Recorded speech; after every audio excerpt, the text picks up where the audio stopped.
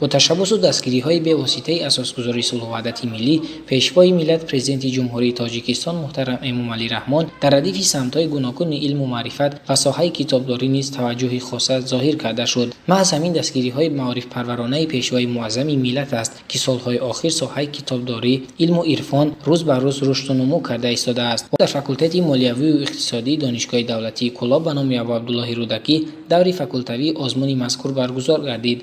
در آزمون کچکولایف عبدالخالق نامزد علم‌های اقتصادی، دکان فاکولته مالیوی و اقتصادی، خالمتوف بهرام جانشین دکان عاید به تعلیم فاکولته، کامیلا نظامی‌دین نامزد علم‌های اقتصادی، داتسنت مدیر کافدرای مالیه و قرض، کوگانو نعمت الله نامزد علم‌های اقتصادی، مدیر کافدرای به حسابگیری محاسبی و اودیت، خلاوه غلطی متخصص ریاست علم و اینواتسیا، قربانوف نکروز متخصص شعبه تیارکنی و از نو تیارکنی کادرهای علمی پداگوژی و هیئت دانشجویان اشتراک نمودند. در آزمون زیاده از 23 نفر دانشجو از روی 4 نومیناسیا ادبیات کودکان و نورستان و آثار شفاهی، ادبیات کلاسیکی تاجیک، ادبیات معاصر تاجیک و ایجاد نظم و نثر شرکت نمودند.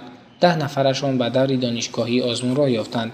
باید قید کرد که آزمون مذکور با مقصدی بلند برداشتن ذوق کتابخوانی، تقویت نیروی ذهنی، دریافت چهره‌های نوی سخنور و سخندان، انکشاف قابلیت ایجادی میان اهالی کشور از جمله خوانندگان مؤسسه‌های تحصیلات میانه عمومی، دانشجویان مؤسسه‌های تحصیلات میانه و عالی کسبی دایر می‌گردد.